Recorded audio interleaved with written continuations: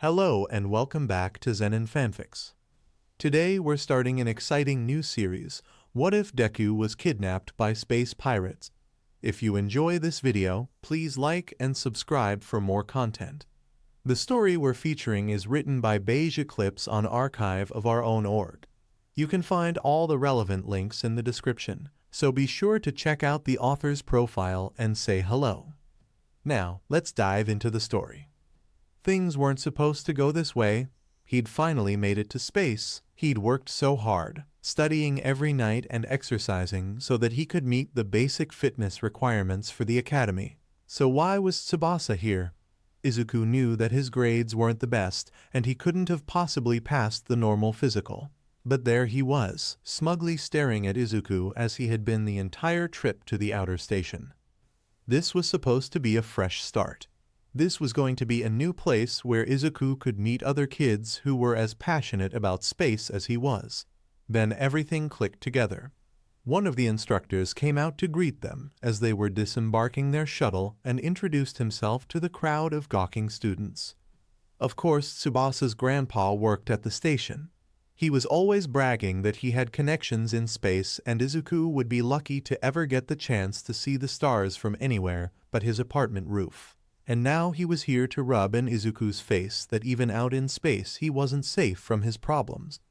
While Dr. Garaki droned on about what a privilege it was for all these bright youthful faces to experience life on the station, Izuku kept his head down, making sure all attention stayed off him. And just because you're here now doesn't mean you're experts in the field yet. For example, who can tell me how many moons there are in our solar system? Izuku was surprised that no one raised their hands. Surely the first place everyone started learning about the universe was their own solar system. He didn't have to draw attention to himself, not that he would have. Tsubasa raised his hand and singled him out. Izuku here was in my class, and he knows everything about space, don't you, Izuku? Everyone was looking at him now, and his anxiety skyrocketed. I wouldn't say I know everything. Well then, son, pipe up. How many moons are there in our solar system? 181. Currently, that is. You never know what might happen. A moon might be knocked out of orbit, or another piece of space debris might get caught in a planet's gravitational pull and become reclassified. Izuku didn't mean to yell, but he was nervous and all of his muscles tensed, keeping him standing straight. He couldn't help the answers immediately spilling from his mouth. Very good. That question usually stumps the newbies. All right then, what is the most common type of star in the Milky Way? Red dwarf, sir. Where's the hottest place in the known universe? Virgo. The coldest? The Boomerang Nebula. All right, and how much of the known universe is composed of dark matter, young man? About 27%, sir. There was silence for a few moments before Dr. Garaki began to laugh, slow clapping in approval. I'm impressed. You lot might just make it through the academy here. Moving on, the ship has multiple safety measures for all kinds of emergency situations. Over here we have, Izuku took a deep breath, slumping in on himself and following the crowd as they continued the tour. He missed the glare Tsubasa was throwing his way. Izuku didn't know what was going on. One moment he was packing away his things in his assigned room, and the next there was a loud screeching noise and strobing red lights everywhere. It was an alarm, but he couldn't tell what kind yet. Was there a fire? A hole in one of the walls? An alien attack? Well, that last one was unlikely, but it still stood that there was some kind of emergency. Most of the other kids were also confused, leaving their rooms and spilling out into the hallways. Tsubasa, normally scowling, was with another group of the kids they'd arrived with, a look of fear on his face. He locked eyes with Izuku, then motioned for him to follow, running down one of the hallways. What's going on? That's the evacuation alarm. It's telling everyone to get to the nearest escape pod and leave the station. I know where they are, just follow me. It wasn't long before they reached a hallway with many circular ports, each one its own escape pod. All you have to do is sit in the front seat and hit the blue autopilot button next to the steering wheel. It'll take you to the nearest safe house." Izuku was scrambling to do as told, not wanting to find out just what caused the alarm in the first place. He didn't notice that there should have been others from the ship trying to evacuate too. After putting on the seatbelt and pressing the blue button, the pod doors began to close, and that's when Izuku heard it. Why? Why were the others laughing in this situation? Risking a glance back, Izuku learned the truth. It was all a trick. Tsubasa had his smug smirk back and was waving his fingers delicately at Izuku. The other kids were in on it, and even with the blaring alarm and the closing doors, Izuku could see them laughing beside his old bully. He tried to unbuckle the seatbelt and dive back into the main ship, but it was too late and Tsubasa had the gall to blow him a kiss as the doors shut and he was ejected into space. Trying to undo his seatbelt was a mistake, and when the escape pod shot forward, Izuku was flung to the back of the ship. He would have a nasty bruise later, but he had to get back in the main seat before the ship changed directions again. It was easier said than done. The pod had basic gravity controls to keep the ground as the ground, but aside from that, there was nothing to dampen any G-force made in other directions. He had no idea where he was going, the only person from the station heading who knows where due to the programming, and he wasn't in the pilot's seat to steer clear of any obstacles. Eventually, he made his way back, buckling up and looking out the front window, but all he could see was space. Obviously Earth had to be behind him, but he didn't have any formal training on how to maneuver the pod. All he wanted was to get back to the station and hope that Tsubasa didn't somehow try to frame the alarm on him and imply he did it on purpose to take a safety pod for a joyride. Knowing him, he would absolutely take this opportunity to get Izuku kicked from his dream program. Ignoring all the buttons and levers, Izuku began to search all the cubbies and compartments of the pod, finding a first aid kit, some ration-grade granola bars, water bottles, and a manual for the ship. Ignoring the emergency supplies, Izuku cracked open the book, hoping it would have something useful like a homing button to return to the station. On page 8 his blood ran cold. The blue button, the one labeled autopilot, may just have killed him. Izuku wasn't sure if Tsubasa did it on purpose, but the escape pods came equipped with their flight programs in emergency situations built in. Autopilot is the default setting, and Tsubasa telling Izuku to press the button turned it off, erasing the previous coordinates. Izuku wasn't traveling to a safe house. He was going in a straight line into the unknown with limited food, fuel, and electricity, and would have to learn to fly the ship soon or risk dying alone in space. Pages of the driver's manual flew by quickly as Izuku raced to absorb as much information as he could. After learning the basics, Izuku was able to turn off the thrusters, but because space was space, he was still careening into the abyss at breakneck speeds. Turning in these conditions would undoubtedly lead to a spin-out that would be impossible to control, and Izuku had a weak stomach as it was, so as carefully as he could, Izuku found the front thrusters and slowly turned them on. It wasn't perfect, of course. The ship wobbled dangerously and Izuku had to delicately adjust how much he turned each dial to keep the path straight as it slowed. But eventually he managed to get the ship to a crawl. Taking a moment to just breathe, Izuku slumped in his seat. This was a disaster. If his mom found out this happened on the first day, she'd pull him from the program. He'd worked way too hard to stop here. Squaring his shoulders, Izuku finished reading the manual, skimming it one more time to be sure he wouldn't accidentally kill himself, and started to steer the ship. He couldn't see the station anymore, he was so far away, but he could see Earth off in the distance. Turning the thrusters back on, he began to move forward, but after just a minute, everything came to a complete halt. Escape pods weren't built for finesse, and it's impossible to get them to come to a complete stop without crashing into another object or planet.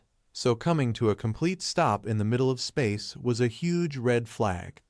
Turning up the thrusters did nothing, and then he was slowly moving backwards. There were no windows behind the pod, but Izuku was fairly sure that another ship was pulling his pod into their docking bay. He was close to Earth, so he was probably just being paranoid. Were space pirates even a thing? It was probably a scouting ship that had been notified of the missing space pod. Izuku hoped that it was just other humans as he turned off the thrusters. He'd be in so much trouble, but he'd rather deal with angry astronauts than hostile alien pirates. He was able to see the doors to space close as his pod was manually docked, and after the atmosphere was equalized, his pod was opened from the outside. A toad-like alien shot a dart into his arm once he was in sight, and Izuku passed out with one final thought. It was alien pirates. Aizawa had lived through many bad days. He had dealt with numerous high-stress situations and even participated in official HPSC missions before settling into his role as a teacher at the United Association run by Nezu. But getting captured during a training flight was still pretty high on his list of worst experiences. He fought as well as he could, of course, but most of his students weren't combat-oriented, and those that could fight were still young, so the band of outlaws were able to overpower them. Aizawa was able to take out one of their eyes before going down, but as good as it felt, he knew they'd probably try to get retribution at some point for that. Aizawa hoped that their ship would be found soon so the search efforts could begin, but until then he would have to keep his students safe. They woke up in a cell. A line of cells if the visible cells in front of them were any indication. It was difficult to see just how long the hallways were, but this was obviously a stolen criminal transport ship. Obviously, it was an older model, so it was probably found in some illegal trading district for auction. These things were supposed to get scrapped after retirement, but there must be some corrupt official trying to make a quick buck behind the scenes.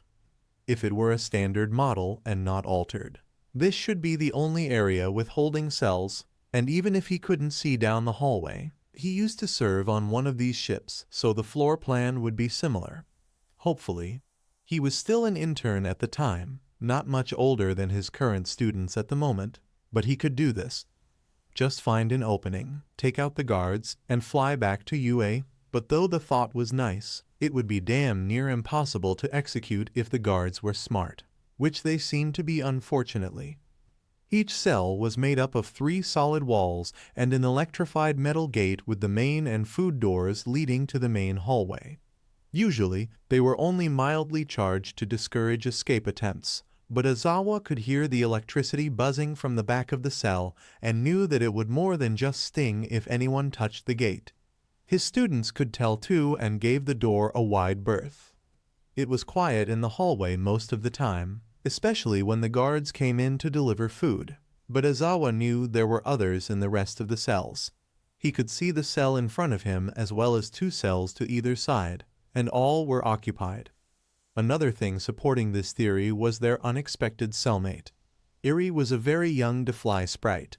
Aizawa had no idea how they managed to capture her with all the protections on their species in place, but she became very attached to Aizawa as soon as he presented himself as a non-aggressive adult protector. The fact that he hadn't been split apart from his students meant that the other cages were most likely filled with volatile sentients and creatures. If they were unwilling to risk some of his more fragile students to unnecessary fights, then keeping them together was the lesser risk, which did not bode well for the motives of these criminals. Maybe they would only be held for ransom after they made their grand escape from HSPC territory, but Aizawa knew the statistics for underground trade and auctions. Aizawa himself was a Lix and would sell for a lot on the black market. Aizawa hoped that Zashi would send out a search party as soon as they were even less than half a cycle late. Aizawa was rarely late. He could see that with every solar rotation that passed, his students lost more hope. Even the proud Bakko was waning in his long-winded monologues chastising the rest of UA for not finding them sooner. He stopped mentioning it after nearly 2 lunar rotations had passed. They were definitely far away from HPSC territory now, and their chances of rescue were only diminishing. They were all settled into the usual routine when out of the blue, Aizawa's fur raised on end, he heard arguing from the guards down the hall. It was too early in the cycle for meal time, and the telltale dragging sound meant that they had a new arrival. I'm saying that it's a Death Worlder. It can handle being in a cell with the other merchandise. And I'm saying it looks way too small and fragile. It wouldn't last a minute surrounded by the other sentients. What about the Defly sprite? Are you willing to risk its safety in the off chance this isn't one of the fabled savages new to the Alliance? The Licks will keep the sprite safe. There are plenty of easier prey options in their cell if it is dangerous and it's too small to eat all of them.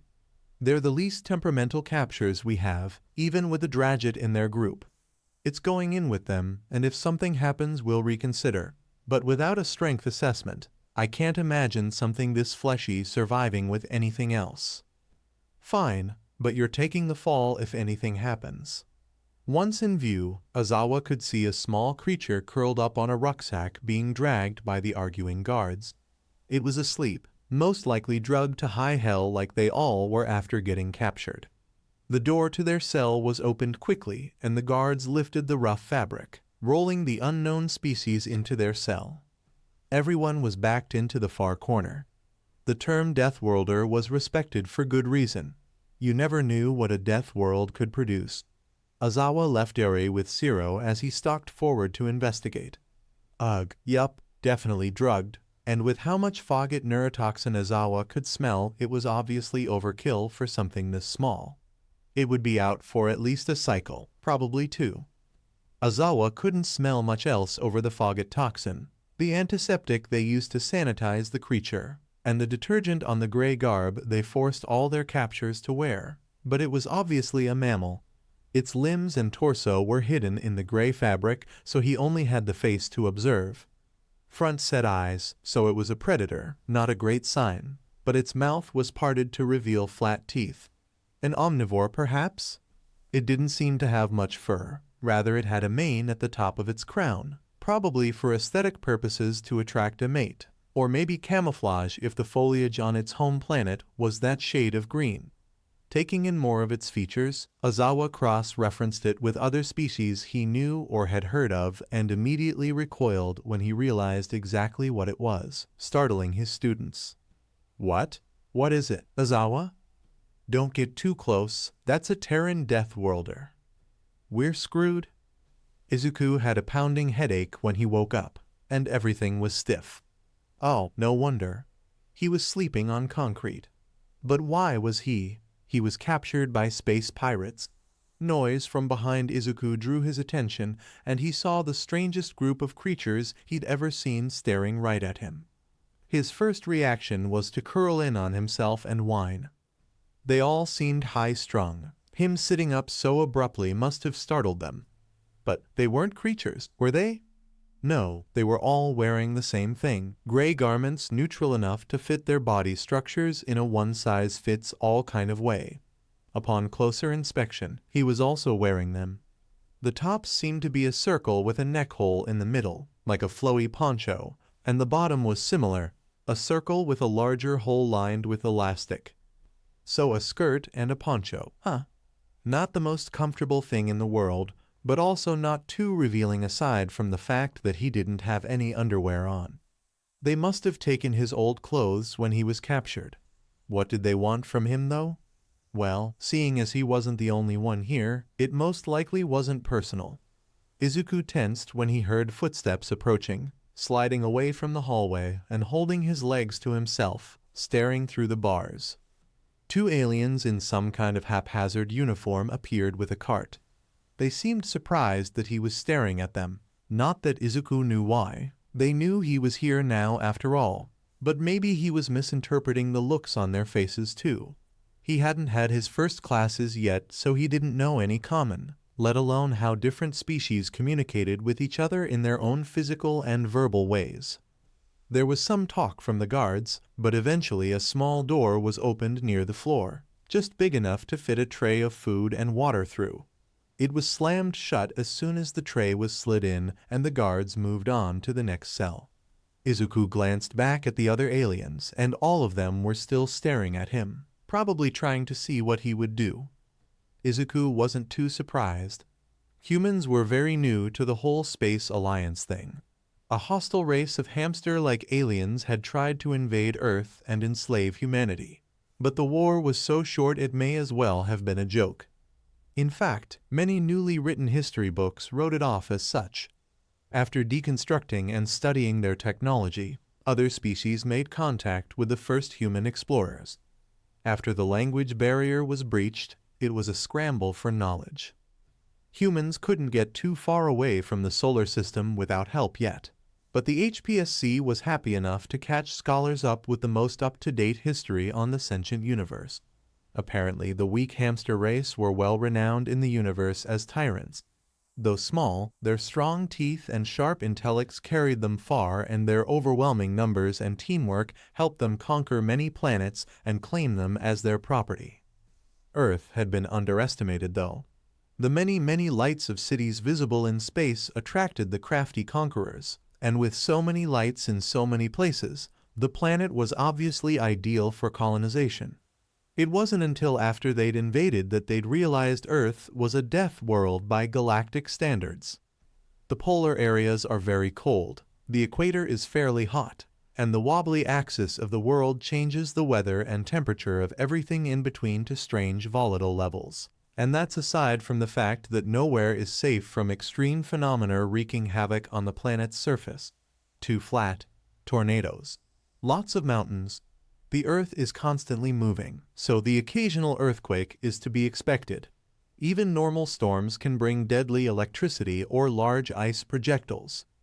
They didn't stand a chance of surviving the weather, let alone the plants and animals adapted to live there, or the very angry humans not wishing to be enslaved by small fuzzy overlords. Earth was a fair bit larger than most other habitable planets, so even the gravity was hard on them without their technology. Humans also have the tendency to get very violent very quickly, so after the massacre of the would-be invaders, it was understandable that the HPSC would be reluctant to fully integrate humans to their services until after a thorough probation period where humans could prove not to be complete savages. This is where Izuku came in. The government had made contact, humans claimed the solar system as their territory, and Izuku's generation would be the first to join the HPSC once the probation was lifted. Izuku had worked hard to get accepted to the program that would teach him galactic common, history, and universally accepted measurements of time, distance, weight, and length amongst other things. He would even have had the chance to take video classes with other intergalactic schools with mixed species classes, if he hadn't been captured. Reality crashed back into Izuku like a semi-truck as he stared at the food on the floor. There were several cups filled with tater-tot-sized pellets and several disposable containers of what Izuku hoped was water. He was closest to the tray with the cups. Picking one up, he took a sniff. Yup, definitely not human food. It smelled like a household cleaner. It definitely had some kind of plant humans couldn't digest mixed in. Opening the lid to one of the liquid containers revealed that if it wasn't water, it was a pretty close alternative. There was no taste or smell, so Izuku hoped it wasn't some kind of poison. Looking back to the corner, he realized that none of the others had gone for the food yet. Ah, yes, humans are space orcs, as eloquently put by famous astronaut Toshinori Yagi. Most other species didn't know anything about humans aside from how deadly their planet was and how brutal they were to their first invaders. Trying to keep his movements as smooth and slow as possible, Izuku placed his cup of rations back on the tray and scooted it towards the other aliens. The lizard-looking one hissed at him, but he ignored it to the best of his ability. He didn't get too close, and after he thought it was near enough to them, he grabbed his water and backed away. The panther-like one never broke its gaze, curled protectively in front of the others. Izuku broke eye contact first, forcing himself to look away as he heard the others start to move around and take their food. Prolonged eye contact was uncomfortable for most species, so a potential hostile creature staring at you was good enough to put anyone off, and they needed to eat. Izuku was still far too high-strung to eat himself, but he could at least try to listen to them as they started to speak quietly and maybe pick up some common. Maybe. How was the Death Worlder up already? One moment it was dead to the world, and the next it stood up straight, looking around the cell. Aizawa had everyone huddled in the corner behind him, and the sight of such a large group seemed to unease the Terran. Aizawa hoped it wasn't trying to make any threat displays at them. None of them could see its body under the prison garb. After a long, uncomfortable staring contest, seriously, this thing had to be a predator to hold eye contact for that long. It swiveled its head towards the hallway. A moment later, the mid-cycle meal cart could be heard rolling in. Okay, so it had good hearing. Sneaking probably wouldn't work on it then. Oh stars, it's awake. How is it up already? Criff used what was supposed to be the highest dose that was safe for its size. Well, I guess it's a good thing we brought it a ration then. None of the others seem to be missing any limbs. What do you think? Should we move it to another cell? I'm not touching anything that can shake off Fogget neurotoxin that quickly. Like you said, none of the others in its cell are hurt. Let's just hurry up and move on. The bastards slid in the tray only far enough for the Terran Death Worlder to reach, and Aizawa could see from here that the creature was tense. It waited until the guards were gone before relaxing some. Then it picked up a ration cup and smelled it. It must not have liked what it smelled because it put the cup back down. It did accept a water ration before looking back at everyone huddled in the corner. It seemed to deliberate for a few moments before coming to some kind of realization. It choreographed its movements to push the tray closer to them. Bakko hissed in warning, and if Aizawa wasn't afraid his own hiss would be met with aggression, he would have scolded the Draget. But that's all the Terran did. They had a spare ration cup to share since the Terran didn't want to eat theirs. It even turned to face away, an act of either practiced kindness or extreme indifference. Aizawa wasn't going to complain. He didn't think he or any of his students would have been able to eat with the gaze of a predator locked on them. Eri was the only one that didn't seem outright terrified by the thing, but she would be their early warning system. Defly sprites are highly empathetic and can feel the emotions of those around them. Usually it's only surface level, but if they focus, they can try to read a creature's true intentions. It's very hard to sneak up on a Defly sprite. Bakko was the first to break the silence, and the rest of his chosen horde joined in shortly after. It has some nerve turning its back on such a large group. Dude, what if it can understand you? Shut it, Sparky. That thing hasn't said a word since it got here. It might be from that stupid death world, but nothing with that much exposed flesh and flat teeth could be a predator. It's probably something they selectively bred to farm for meat. It obviously had fur to hide in plants, and the real Terrans needed it gone for easy processing.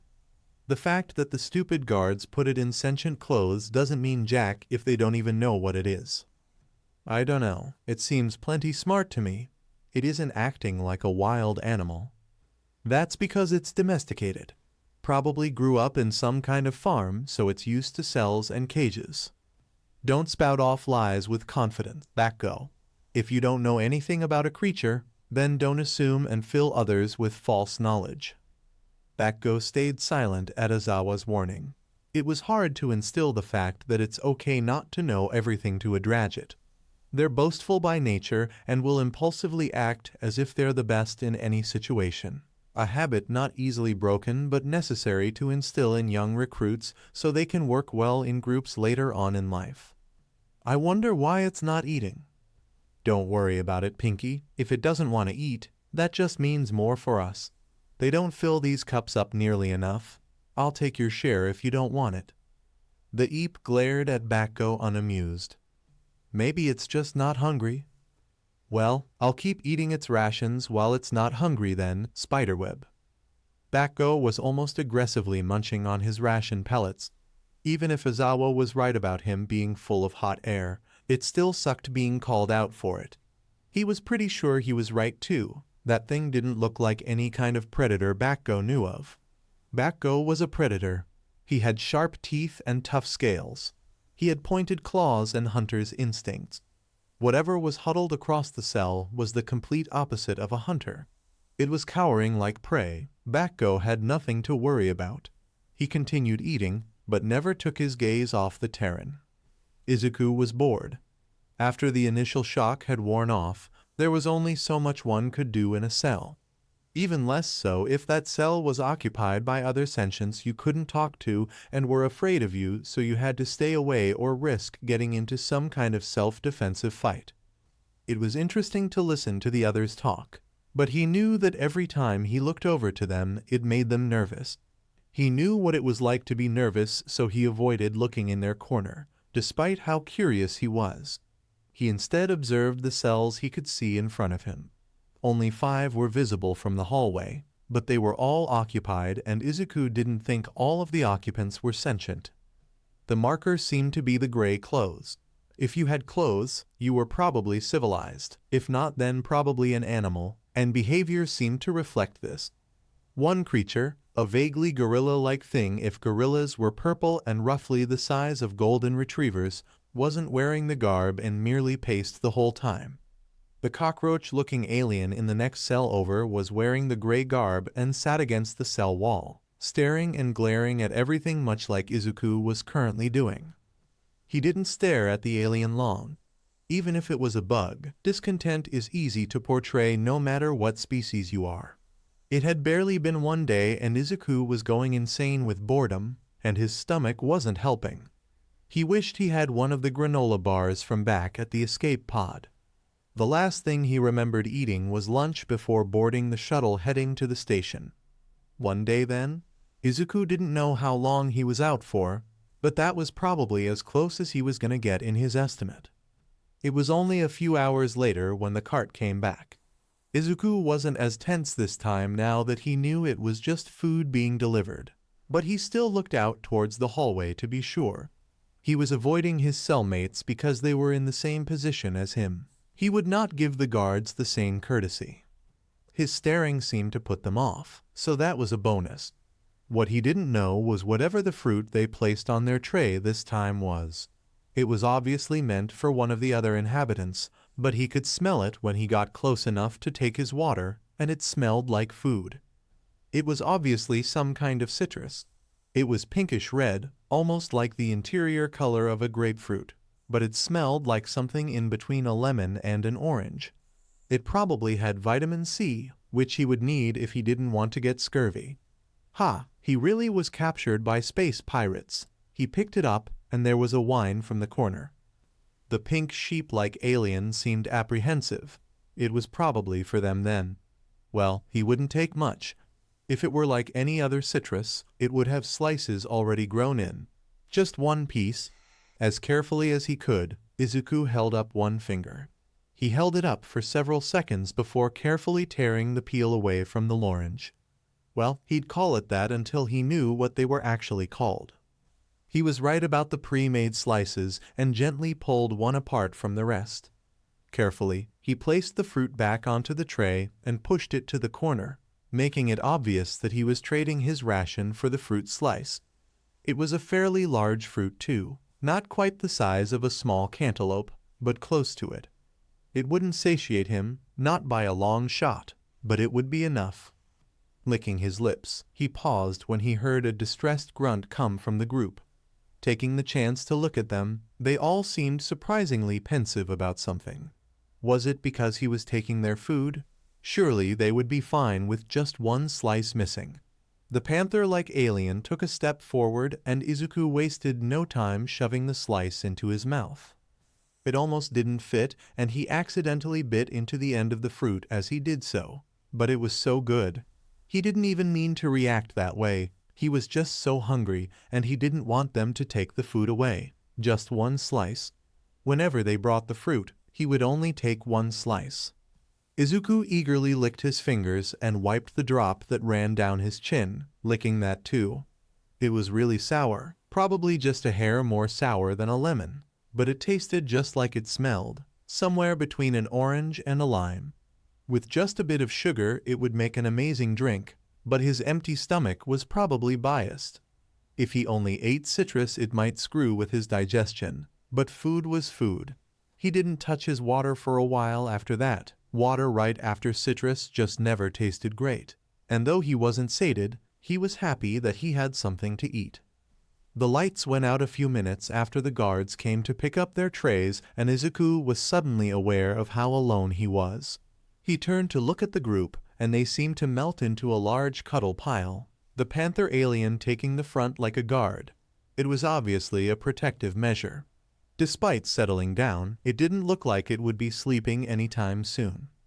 Izuku didn't know how long their days or nights lasted, but he would try to get some sleep while it was dark. The floor was concrete though, and his clothes were large and flowy enough to hide his form, but offered no cushioning whatsoever.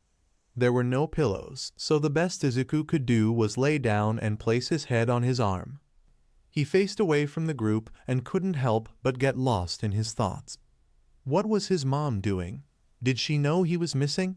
Did anyone know he'd been kidnapped? Would they assume he was dead and stop looking for him? Would he be blamed for the alarm at the station and stealing the pod in the first place? God, he missed his mom. He just wanted to go home.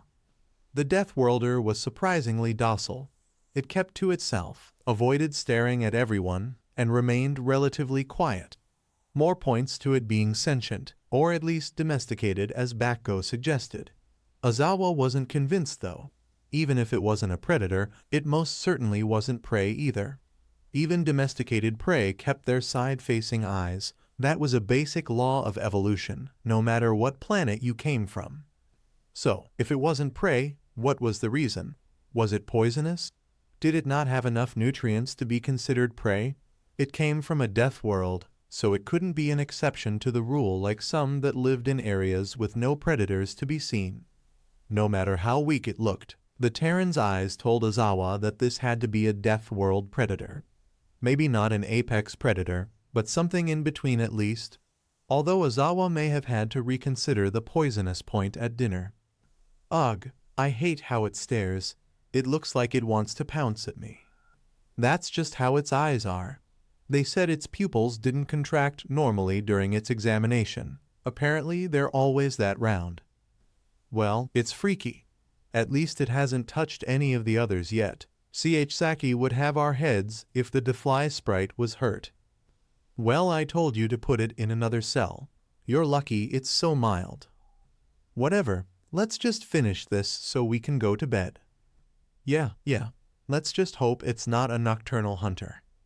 The nightly rations were slid into the cell, and Aizawa hoped that the Terran would just take its portion and slide the tray over like earlier, but it seemed instantly fixated on Emna's Yanjine. It had probably never seen anything like it before since most planets didn't grow fruit quite like them. Emna's race had actually cultivated them over generations into what they were today, and they were a near essential part of their diet, even if they were toxic. Eeps, as far as sentient species go, are a classic example of a prey species, but they made up for it through generations of agriculture and evolution. Initially, they had supposedly rubbed the fruit on their fur to ward off predators, but as the fruit they grew became more appealing to insects, they had to change their strategy. Some members of their species had grown somewhat tolerant of the acid in the fruit, and though it wasn't intentional, most members started choosing mates with higher and higher tolerance levels. Eventually, after a few generations, the first members that could physically eat the fruit were born, and even if they couldn't properly digest the fruit, their bodies were able to take what few nutrients were available and store the rest in their epidermis, turning their skin as pink as the juice. Their natural predators tended to start avoiding the Eeps with bright pink skin, and eventually they were able to thrive enough after their main threat was gone to join the galactic frontier. Despite the fact that they developed special glands in their wrists and ankles to secrete a more potent acid refined from the Yanjine fruit they ate, they weren't given a probationary period like most newcomers because of their docile temperament. Yanjines still hold vitamins that are essential to Eeps, so the Terran taking an interest in Emna's was worrying. The guards only gave her one fruit a day at dinner, and though missing a few days wouldn't kill her, eventually she would lose her pink hue and become weaker. The Death Worlder seemed fascinated though. Emna quietly whined as it inspected her Yanjine, probably not realizing how sensitive the Terran's hearing was before it swiveled its head to look at her. Its intelligence again astounded Aizawa, and he would have to consider treating it more like a sentient if the trend continued. It held up one of its fingers for a prolonged moment and then gently peeled away one slice of the Yanjine. It again only took water from the tray, sliding its food ration over along with the rest of the yanjin. But what was it planning on doing? Aizawa thought that maybe it would try to save the slice to squirt juice into a guard's eye or something similar if it could tell that the fruit contained acid. But when it started to sniff at it as if to eat it, he panicked. It was going to give itself chemical burns. Apes spent generations building a tolerance for yanjins. The only other species sometimes able to digest them were those with insectoid features. The Terran was obviously a mammal. There were no doubts there. Did it think that because there was fruit on the tray that it was safe to eat? Did it not recognize the ration pellets as food and think that this was the first real food it had been given since its arrival? Or maybe, just maybe, was it trying to injure itself to try and escape through the medical wing? No matter the case, Aizawa had to stop it. Not even the apes could digest the acid. Their bodies just stored it for use against threats until it was benign enough to get absorbed into their bloodstream for proper disposal. The Terran had proven to be close to sentience if it wasn't already, and Aizawa wouldn't let it harm itself. He made a move to lunge and grab the fruit, but the Terran was too fast, quickly shoving the slice into its mouth. Aizawa thought that it would spit it out, maybe start coughing and hacking, but it was humming contentedly. It spilled a few drops in its haste and even moved to wipe and lick the remnants, savoring the fruit as if it were a delicacy. Okay, so Terran Deathworlders could eat acid. Good to know. Aizawa wasn't the only one horrified by the revelation, but no one else made any comments on it either.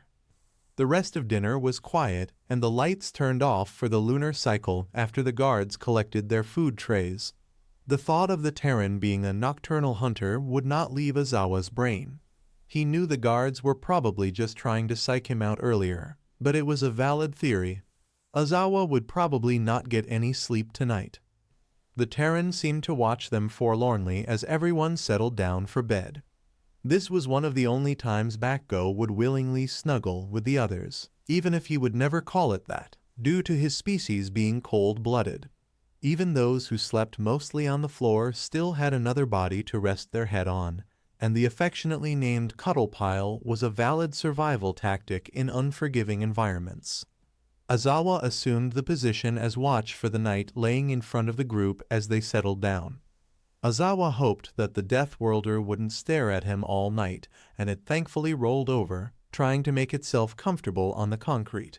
It seemed fine for a while, but then its breathing became uneven and it started to quietly wheeze. At first Aizawa thought that it was finally having a reaction to the yanjin, but after more observation it was obvious what was happening. Not many sentients could cry, but it was obvious when one who could was. Aizawa was sure that if the Terran turned around its eyes would be moist. It seemed docile enough, so the thought that it was sad pulled at Aizawa's heartstrings. This was why he became a licensed pro-hero with the HPSC, to save creatures and sentients who needed help. A fine job he was doing now. What's wrong with it? I don't care, but it needs to shut up. Some of us are trying to sleep. Give it a break, guys. It's really sad right now. Yeah? And how would you know? Spiderweb. It's crying. It's something my race does when we're overwhelmed with emotions, usually sadness. It's true. Everyone went quiet. It was rare that Eri spoke, and because she could feel the emotions of beings around her, there was no doubt that she was reading into the Terran. They're sad and lonely. They want their Aizawa. What? Denki placed his paws over his mouth at how loud he was. They want someone the same way I would want Aizawa if he were gone. They want their Aizawa. Aizawa sighed and gently nuzzled the little sprite. They want their family. Eri, they miss the other Terrans. Eri shook her head. No, it's only one that they miss. It feels like how everyone here sees you sometimes. They want their Aizawa. Aizawa wasn't going to argue further than that. The Terran probably had someone it was very close to wherever it came from. He would ignore the twitch in his gut that now screamed this was probably a lost child wishing for its parent. He hoped beyond hope that this wasn't the case. Aizawa could relate to the feeling of missing friends and family. He would sacrifice one of his tails to see Zashi again. The other dilemma was that they now had a crying death worlder in their cell. Against his better judgment, Aizawa chuffed loud enough to get the Terran's attention. His students tensed behind him, but none of them said a word. As Aizawa suspected, there were trails of liquid running down the sides of its face, but they were wiped away after the Terran got up to give Aizawa his attention. In what Aizawa hoped was a universal invitation, he lifted one of his arms. The Terran seemed hesitant, but slowly crept closer. When Aizawa didn't discourage the action, it carefully nestled against him. Aizawa would, of course, keep himself between his students and the Terran, but no sentient or semi-sentient alien should sleep on cold concrete when there was a perfectly good cuddle pile nearby. It was heavier than he thought it would be, but luckily his students were able to relax after it didn't attack anyone right away, and Aizawa started to purr to help some of them fall asleep.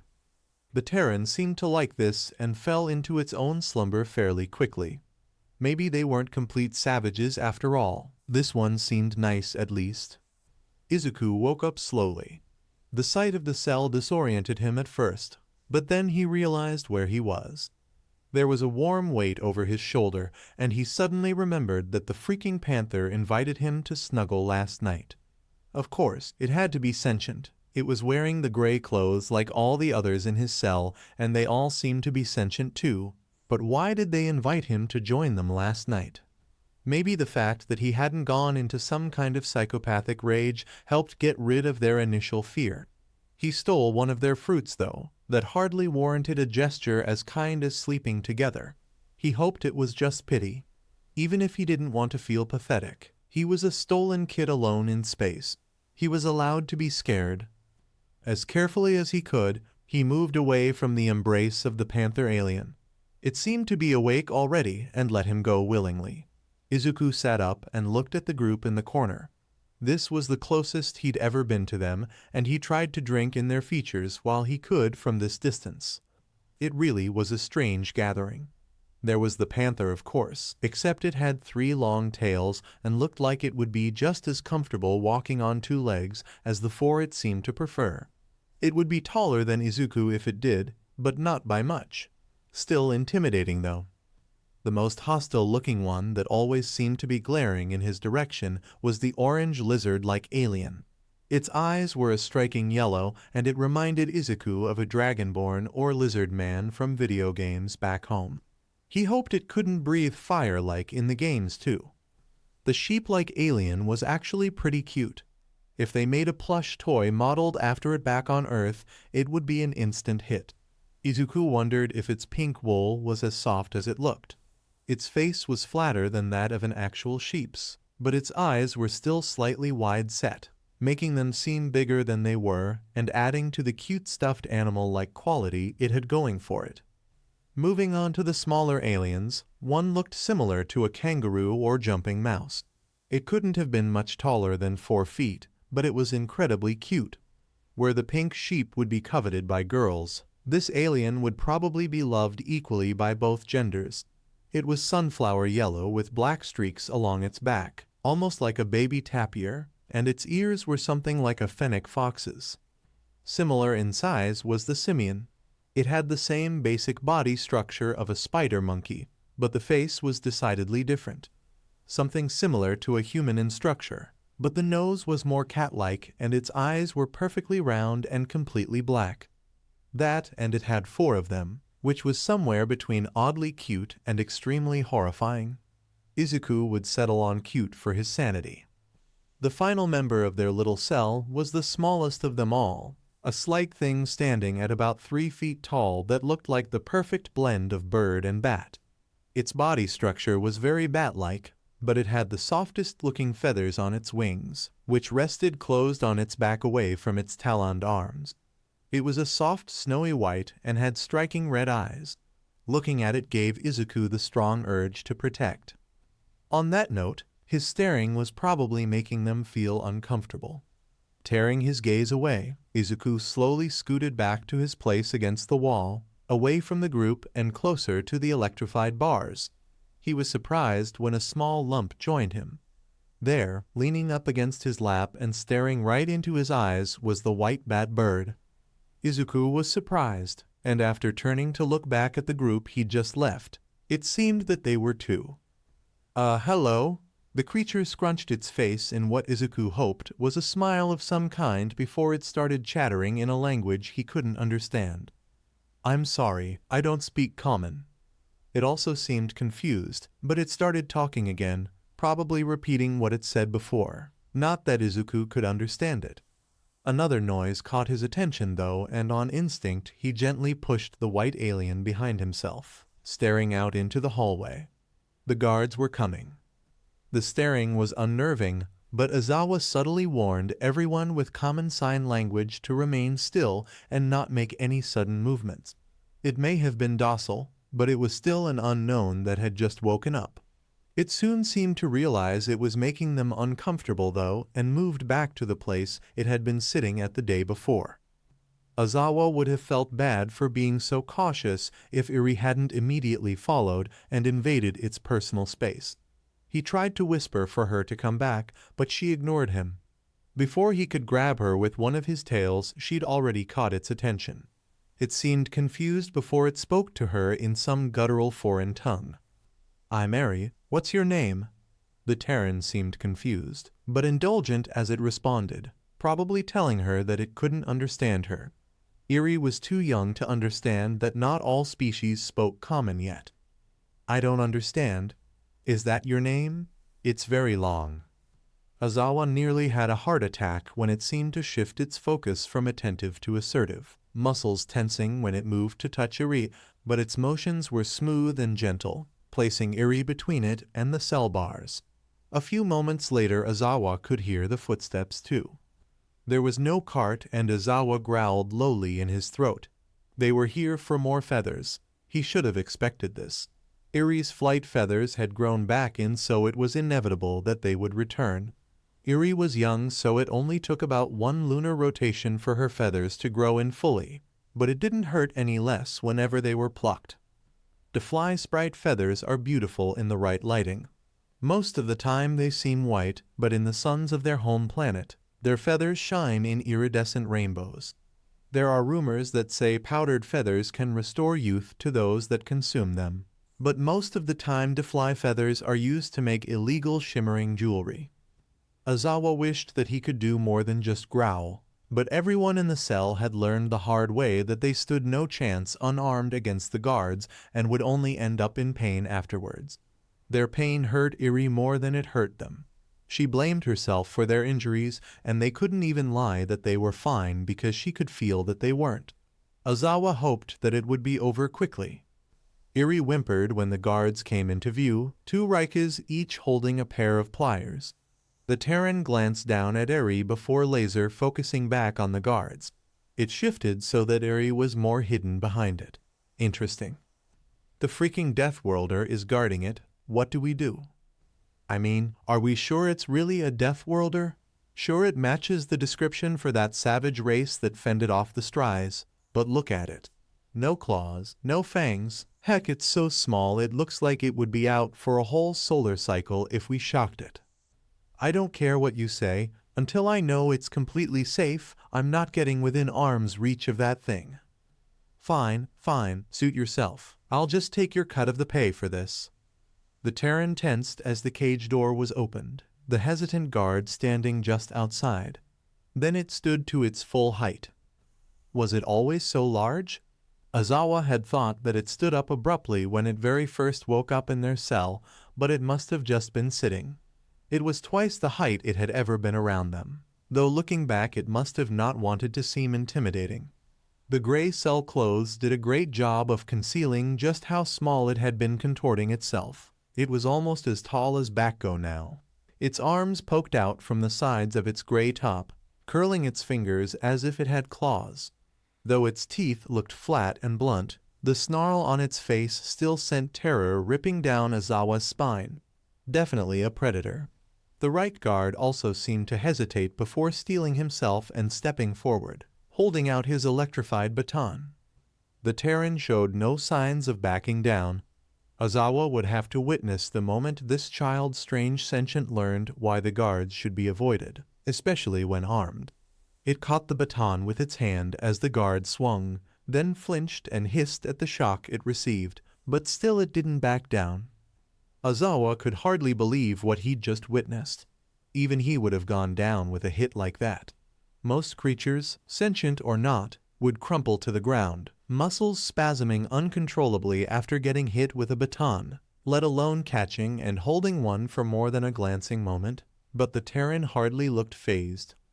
The Reich swung once more, but the Terran was prepared for the shock this time, grabbing the baton and somehow ignoring the charge running through it, attempting to pull the electrified stick away from the guard. The Reich kept its hold on the baton, moving into the swing and grabbing the Terran by its shoulders with his upper set of arms. Aizawa didn't know what the Reich intended to do now. His two lower arms were full, holding the feather pliers and baton respectively, and now his two upper arms were grappling the Death Worlder. The guard tried to push the Terran down using his superior height, but the Terran didn't budge. He thought the Terran was a bit bulky as it used him as a pillow last night, but it was obvious now that this creature was built with some fairly defined muscles. Before the guard could pull his arms back to try and change tactics, the Terran turned its head and locked its jaws around the arm on its right shoulder, a sickening crunch following right after. The Reich began to shriek and try to pull away, but the Terran didn't allow it to leave for some reason. The guard was pleading uselessly now, hoping that it might understand some common, but only when the Terran violently shook the still buzzing baton did the guard understand and release his grip. The Terran opened its jaw as soon as the baton went slack in its grasp and the guard ran out, cradling his very obviously broken arm. There was purple lining the rim of the Terran's mouth, and Aizawa swore that the Reich's exoskeleton had been near bitten through. But the guards didn't stick around for too long after, rushing out of the hallway and leaving everyone in deafening silence. The Terran was breathing heavily, the baton now held properly in its hand and turned off for the moment. Erie's distressed whine was what broke the silence, and just like that the Terran was in action, dropping the baton to the ground and scooping Irie up into its arms like she weighed nothing. It cradled her head into its chest and began to lightly bounce in a rocking motion, murmuring things in its strange language in a soothing tone. It realized that its mouth was covered in blood after a few moments and used the inner neckline of its top to wipe it away with a disgusted look. But the moment couldn't last, and out of nowhere the snarling expression was back. The Terran was precise in its actions, gently setting Irie down near the group and pushing her towards Aizawa. Then it very deliberately held the baton, handle side out, to the group. Bakko was the one to take it, moving himself to stand beside Aizawa now that he was armed. The Terran then stepped forward, blocking the path leading to the corner where everyone was huddled. There was shouting as a larger group of guards approached. Izuku observed as always when he heard the guards approaching. There were no wheels this time, so this wasn't a meal delivery. He heard the little white alien whimper before he saw the pliers, and then he was livid. He could put two and two together, and the little thing he was protecting didn't have long enough feathers to fly, so that meant they were probably being stolen as they grew in. He hoped that his glare would keep the cockroach-looking guards outside, and it seemed to work on one of them, but the other one arrogantly opened the door and stepped inside waving a black stick at him. For the first time since he'd woken up, Izuku stood to his feet. It felt strange after nearly a full day crouched, but he'd spent longer sitting and laying before. His height made the guard hesitate, but it didn't take long before it steeled itself to attack. It didn't swing very hard, but Izuku wasn't expecting the shock either.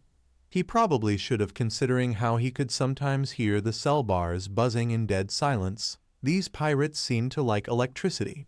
Izuku was more prepared for the second swing. The charge was annoying, but nothing he couldn't handle after how many times he'd shocked himself building robots and computers in preparation for the space program. He tried to pull the stick towards himself, but the guard followed, wrapping small pincer-like hands on his shoulder. He would be taking that stick now, thank you very much. So he did the only thing he could while holding the still stinging weapon with both hands. He turned his face and bit its arm. He was surprised that it gave way as easily as a crab claw. He had to stop himself from biting all the way through because that would be gross. This was a warning. A very painful, disgusting warning. The thing screamed but still didn't let go of the baton. One wiggle to let it know his intentions was all it took, and as soon as he opened his mouth, the cockroach was halfway to the cell door. Both guards left quickly, and it was so quiet you could hear a pin drop for several moments. Then the little bird bat whimpered and Izuku latched his focus onto that. It was pure instinct that had him scooping the little creature into his arms, bouncing it like a human toddler. It's okay, you're okay, everything's okay, okay? You're not hurt, you're okay, shhh. He belatedly hoped that it was a child. This would be embarrassing to explain if it were an adult of its species, but it didn't seem to mind being held at least, latching onto his gray shirt. Why was there purple? Oh God, the blood. He was so hyped up on adrenaline he barely tasted it, but it must have been all over his face. It was disgustingly bitter, and he was glad to wipe it off, but it wasn't much longer before he could hear the guards returning. Izuku had to steel himself for this. Of course there would be consequences for his actions. He just hoped that this wouldn't be the end of his story. He tried not to startle the others as he gently pushed the little white alien towards them.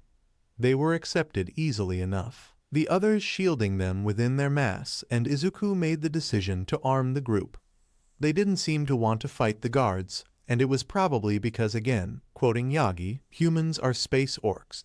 Humans seem to be stronger than most other species, so their reluctance to fight a known threat made sense.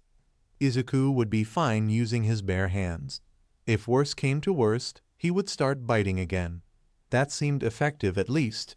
He held out the baton to the group, and it wasn't surprising that the perpetually glowering lizard alien took it. Izuku hoped that he was just misreading its facial expressions, but it looked so angry that he couldn't help but see it that way. The guards came into view soon enough, and Izuku took his place standing in front of the group. The guards that came this time were varied, but one was the toad-like alien that had sniped him with a dart back at the pod. He bared his teeth and hissed at it in particular. Though not a usual human warning, Izuku knew it was one of the universally accepted sounds for stay away. The guard paid no heed, getting ready to shoot at him again. Another guard stopped it. There seemed to be some kind of argument between them for a bit, but eventually they seemed to come to a decision. They weren't aiming at him anymore. Their gazes were locked on those in the corner. Izuku wouldn't let them. He held out his arms, growling as they took the shot. It hit his shoulder, and he glared despite his now doubling vision. Time seemed to slow as they stood at a standoff. Any time one of them would move, Izuku would make a hiss or growl, but then he fell to one knee, and then the other. The cell door was opened, and he raised his head to glare, not remembering when he'd lowered it. He was out cold before the guards reached him. No one could deny that this was a Terran Death Worlder any longer. Any doubts held by Aizawa, his students, or the guards were erased as soon as it stood to its full height and savagely fought the Reich invading its space. And yet despite its terrifying strength, Aizawa couldn't find it in himself to fear it anymore. It had held Eri so gently. Its face had been contorted in obvious concern while it rocked her like a child, a stark difference to the fury it displayed before. She was a child, of course, but the Terran would have no way of really knowing that. Her size must have triggered some kind of parental instinct within it. Even Bakko could no longer deny that this alien was dangerous, definitely capable of guarding its home planet from an invading force given enough numbers. It also probably earned respect in the Draget's book when it handed him a weapon. It knew it was most likely getting itself into a tougher fight, but had still crippled itself to arm the group and fight bare-handed. That in and of itself would earn him a high standing in Draget etiquette. A larger group of guards rushed into the holding area, staring into their cell with apprehension. They had the Fogget with them, probably a precaution to take out everyone in the cell without having to physically fight them to retrieve their baton and pluck Eri's feathers as intended. Aizawa hated smart criminals. One of the guards stopped the Fogget before it could spit a dart at the Terran. Wait, what if it dodges? Then I try again. Now let me take the shot. It's standing in front of the others, you idiot. You said it yourself. The dose you're about to give it would probably kill any of them. Well, what do you expect me to do about that? There was a slight pause before they made a suggestion that made Aizawa's blood boil. What if you pretend to shoot at the others? The Rikis swore that the Death Worlder was protecting the Defly sprite, and it's standing protectively in front of the rest of the group. It probably pack-bonded with them, so if we threaten the group it should try to take the hit. I don't have all day, so let's get to it then. You lot play dumb and don't warn the Terran that we're not trying to shoot you. You will die if you take this dart, so no funny business. Stand down, return the baton, and let us take the Terran for modifications peacefully. When we return, we'll take those feathers and be on our way. Eri whimpered, and it seemed to spur the protective urges in the Terran again as it snarled. As much as Aizawa's fur bristled at the idea of them modifying the human, he knew that he couldn't risk his or his students' lives to a lethal dose of Fogget neurotoxin.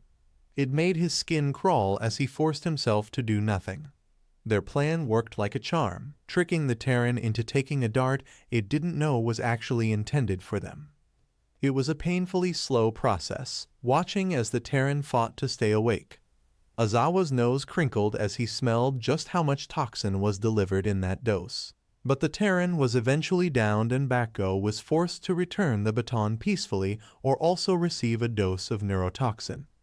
Eri was extremely distressed when the Terran was dragged out of the cell, but Emna was quick to comfort her.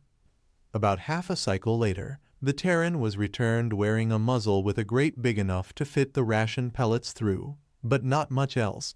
Eri's newly grown flight feathers were harvested, and the Terran began to stir just in time for the final meal of the day. It groaned as the squeaky cartwheel woke it, and it sat up abruptly when it realized where it was. Aizawa would never mistake its sitting for standing ever again. The guard with the rations flinched in surprise when the Terran locked its eyes on him and delivered their tray quickly, leaving the prisoner's hallway with haste. The Terran seemed to relax, and no one was expecting Eri to bolt straight into the Terran. "Thank you." The Terran was startled, but thankfully calmed quickly, gently petting the top of Eri's head. It was probably something Terrans did to groom each other with what little hair they did possess. Its facial features were relaxed as it murmured quietly to the Defly sprite. After taking a few moments to reassure Eri, the Terran turned its attention to the muzzle it was wearing. It wouldn't be able to remove it. Aizawa had been placed in one for training before. It was stifling, but one learned to deal with it after a while. The leather was sturdy and, or it could forcibly pull open the padlock from behind its head. That works too. Seriously, what was up with this species? Aizawa could hear the snapping of the lock mechanisms as the Terran pulled it apart. With the lock gone, the muzzle slid off its face, but it didn't discard the pieces like Aizawa thought it would. No, it placed the device on the ground next to where it sat as it finally grabbed the ration tray. It seemed to hunch in on itself as it eyed Emna's nightly angine. It hesitantly held up one finger again, signaling that it wanted another piece. Emna was quick to agree, trying her best to motion that the Terran could take the slice. After today, it definitely deserved it. It was as gentle as ever when taking the fruit slice, and as with every meal so far, it pushed its own rations at the rest of the group. Eri opted to stay with the Terran, taking her ration and leaning against it as she ate. The Terran didn't seem to mind, and after the protective streak it showed today, Aizawa would be a fool to try and get in between them. After the Terran finished its portion, it seemed to play with Eri a bit. She wanted to feed it, but it only took the ration in its hand and made strange noises while it waved the pellet around, gently placing it at Eri's mouth. She obediently ate the pellets with a giggle, and all subsequent attempts at giving the Terran some of her rations were met in a similar way. The guard that came to retrieve their trash flinched even harder when it saw that the Terran was glaring at it without its muzzle, but dutifully collected their tray and left for the night quickly. Only after they were gone and the lights were dimmed did the Terran speak again, this time deliberately. It turned to Eri, placed a hand on its chest and said one word. Izuku. Thank you for joining us on this journey through What If Deku Was Kidnapped by Space Pirates. We hope you found it as captivating as we did. A big thank you to Beige Eclipse for creating such an engaging story. Don't forget to visit their profile on Archive of Our Own org for more fantastic works. The link is in the description below. If you enjoyed this video, please give it a thumbs up, share it with your friends, and subscribe to Zenin Fanfics for more intriguing explorations into fanfiction and fantasy. Your support helps us create more content like this, and we love hearing your thoughts and suggestions in the comments section. See you soon in the next video.